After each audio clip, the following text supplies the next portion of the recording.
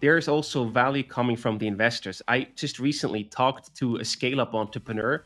He was not particularly happy about the investors. He just said, look, in the end, they just give you money. They always promise you a lot of stuff, but actually, what they really give you is money. Don't expect anything else.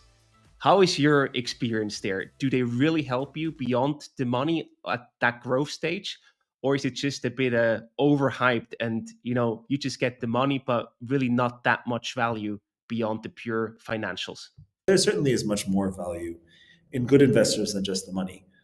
And I think you can optimize for better terms if you just want the money and you think you can do with that. But then you often will have investors on board who aren't a great fit, and it is very much a partnership. You likely will need more money in the future. At least most startups do.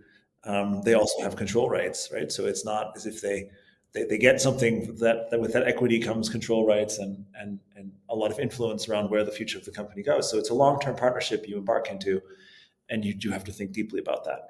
I would say, in terms of stack ranking that, also so those things, I think like the money does is a very important factor they bring, and I would probably put that somewhere at the top. That's why you bring them on board. But then the next thing is the partner that they would send to your board is a very important person. It's the continued connection to that fund. It's the continued connection with also the value add that they can have and all their expertise that they can have.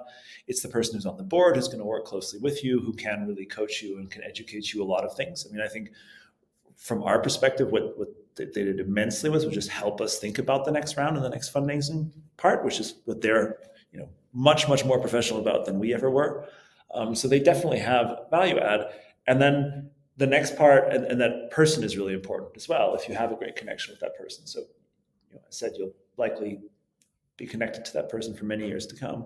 And then finally, a lot of funds have these additional structured resources around it for, a partner for people processes, or a partner for like marketing aspects and things like that. And I find those immensely valuable too.